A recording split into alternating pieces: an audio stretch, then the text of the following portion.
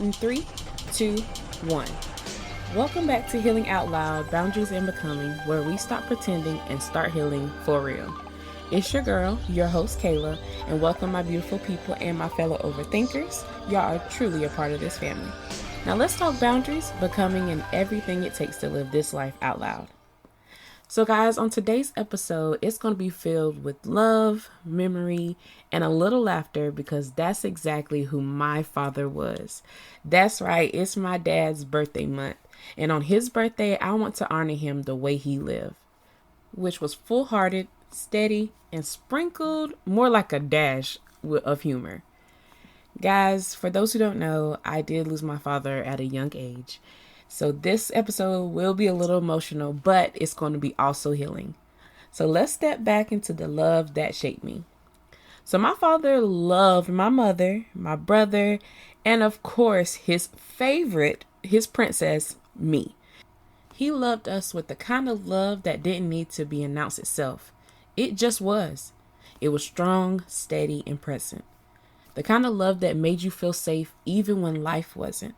But let me tell you, he also taught me early that love could be funny and tender at the same time. So let me give y'all a little backstory. My dad was a truck driver, which meant he'd get up at hours of the night when only owls and people with questionable decisions were awake. And for some odd reason, I appointed myself his official shoe tying assistant. I would wake up out of nowhere like a tiny midnight superhero, drag myself out of bed, and sit in front of him just to tie his work boots. And I took that job very seriously, like union level seriously. And before he walked out the door every single time, I tell him, "Daddy, I love you." And without fail, he'd say, "I love you more, my princess." Every single time. Even when he was exhausted and running late because of my 5-year-old double knots. But those moments shaped me more than I knew at that time. They taught me that love is in the small things, the silly things, and the everyday things. That love, those tiny midnight moments, eventually became a larger lesson. So when a man loves you that gently, that consistently, it leaves an imprint. My father set the tone for the kind of man I want in my life. Not because he was some flawless hero, but because he was intentional with us. One of the biggest lessons he taught me was that love is about consistency. It's not just the grand gestures or the moments that make the highlight reel. It's showing up every day, even when it's hard, even when you're tired, and even when life is messy. And I saw it in the little things. Like the way he remembered to ask how our day was, even after long truck drives. The way he would always say goodnight and make sure we felt safe in our beds. And yes, even in those midnight shoe time moments, I knew I could count on him to be present. And that kind of consistency doesn't just make a child feel loved. It teaches them that what they deserve in love as an adult. It sets the standard and it says you are worthy of a love that is steady, reliable, and true. Even after he was gone, I realized this lesson stayed with me. And it's why I can recognize the difference between someone who says they care and someone who actually shows up. It's why I can hold out for a love that mirrors the kind of unwavering presence rather than settle for fleeting affection or empty promises. He didn't just love us in moments of convenience. He loved us day in and day out. And that consistency, that reliability became my blueprint for what love should feel like. And knowing that kind of love shaped the boundaries I carry for myself today. When I think about my dad and the way he loved us, I remember feeling small but safe. I remember thinking, wow, he would do anything for us and he loves us no matter what. And even as a 10-year-old, I started noticing something about that love. It was steady. It didn't disappear if he was tired or busy. It didn't vanish off when something went wrong. He just showed up always. I remember lying in bed at night after tying his boots, hearing the truck start up, and thinking, he's really doing this. Leaving at 3 a.m. like some kind of superhero?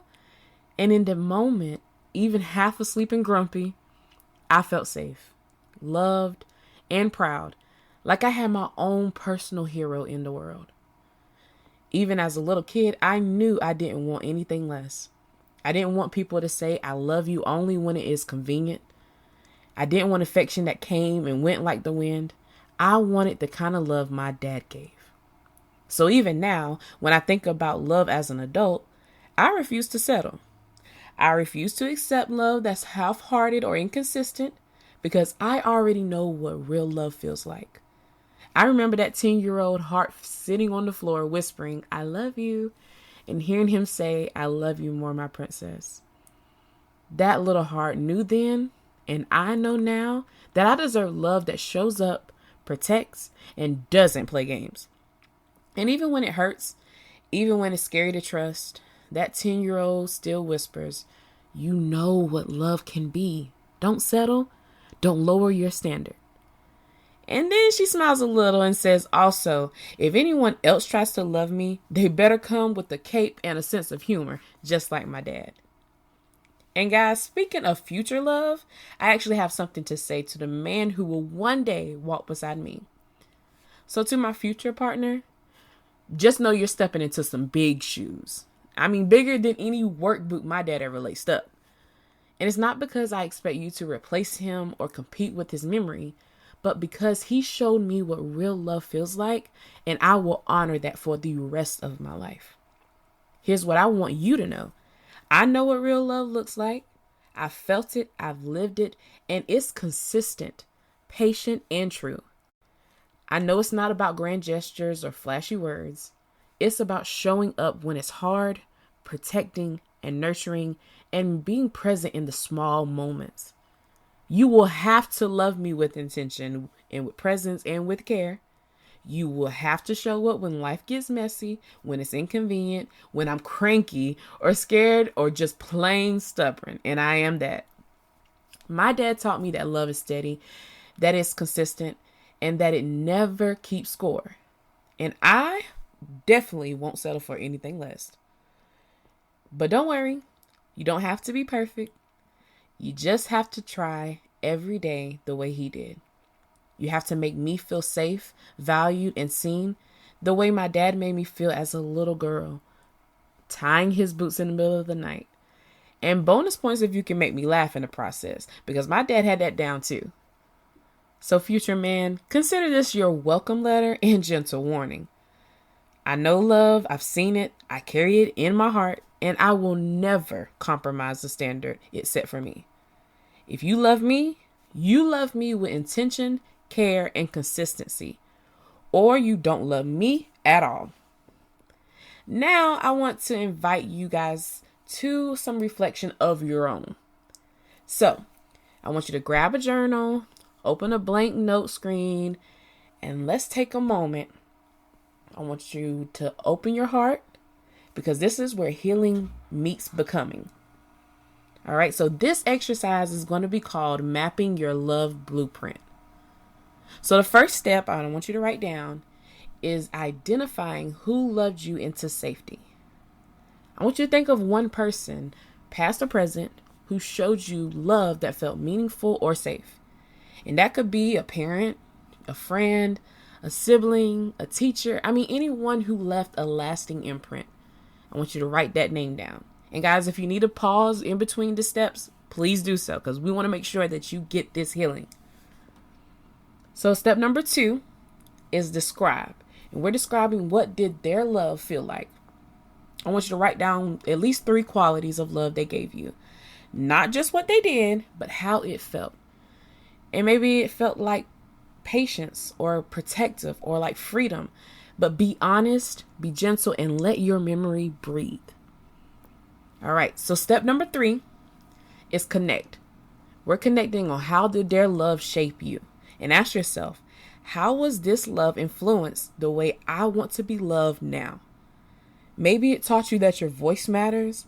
Maybe it taught you that your tears matters, boundaries deserve respect, or that you're worth showing up for. Write it down, friend. Let yourself connect their love to your present expectations. All right, now that you got that down, step into step 4. Boundary check. What will you no longer accept? Write down 2 things you refuse to settle for today because of that person's example. Maybe you refuse inconsistency. Maybe silence where there should be conversation. Or maybe love without effort. Honor that clarity because it's sacred. And now step 5 is affirm. We're affirming what you deserve. And I want you to fill in this blank. I deserve a love that feels like blank because I already experienced what real love looks like. For me, I deserve a love that feels like consistency. But friend, whatever it is, I want you to say it with your chest, believe it, and mean it. All right, the next step, which is my favorite step, is called gratitude. And we're going to thank the one who showed you. Now, I want you to take a moment and allow yourself to feel the presence of the person you wrote down earlier. The one whose love helped shape the way you understand love today. And guys, honestly, if that person is still here, I truly encourage you to reach out in whatever way feels right. Maybe a text, a voice note, a call, a hug, or even just looking them in the eyes and saying, thank you, because the way you loved me mattered. But for those of you who are thinking someone you can't physically reach, someone who passed on, someone you've grown apart from, or someone whose relationship with you just changed, your gratitude still has a place to land. You can thank them in the quiet moments. You can thank them in prayer. You can thank them in a letter you never send. You can thank them in the way you carry the strength they gave you. Or you can thank them by honoring the parts of yourself that help nurture. And if that person has transitioned just like my father, you can thank them by speaking their name with gentleness, by holding pieces of their love in the choices you make, and by allowing the memories to be a soft place instead of a wound. Gratitude doesn't require physical presence. It just requires acknowledgement. The acknowledgement that someone once loved you in a way that left an imprint strong enough to follow you into your future. Let that gratitude wrap around you like a warm blanket. Let it remind you that love never disappears. It just transforms and continues living in you. All right, now that we thank them, step 7 is embodiment. How can you honor that love? Ask yourself, how can I honor the love I received by the way I choose love now? Maybe it's through the boundaries you set. Maybe it's through the love you allow yourself to receive. Or maybe it's the relationships you cultivate. But write down 2 or 3 ways you will carry this love forward in your life. Like for me, I will only choose partners who are consistent, and I will nurture myself as tenderly as I was nurtured. And next is an internal reflection. So close your eyes, friend.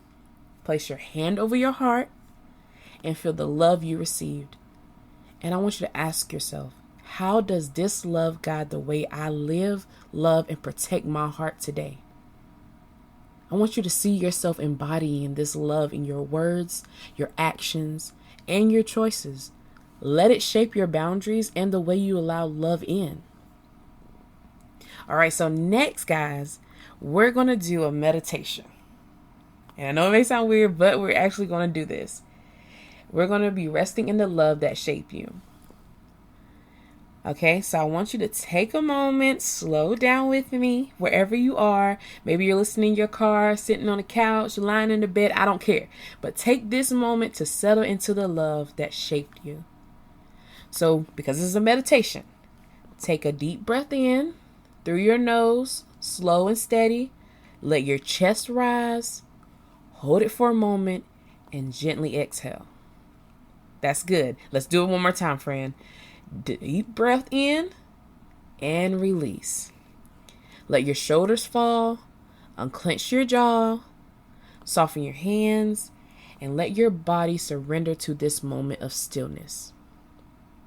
Now, I want you to picture the person you wrote down in this exercise, the one whose love made you feel safe. Imagine them standing before you in whatever way feels right, whether it's young, old, smiling, quiet, or simply just present, but see them. Feel the memory of their love. Allow yourself to gently say in your mind or out loud, Thank you for loving me in the ways that help me become who I am. Feel their warmth, their protection, the imprint of their love surrounding you like a soft light, and let that light wrap around your heart, your shoulders, your spirit, reminding you that love leaves traces that time cannot erase. Now I want you to imagine that light slowly expanding. It's reaching into your past, then it's touching your present and extending into your future. Let that love be your anchor, your reminder, your blueprint. Take another slow, deep breath in, friend, and exhale gently. And as you breathe, I want you to repeat this affirmation in your mind.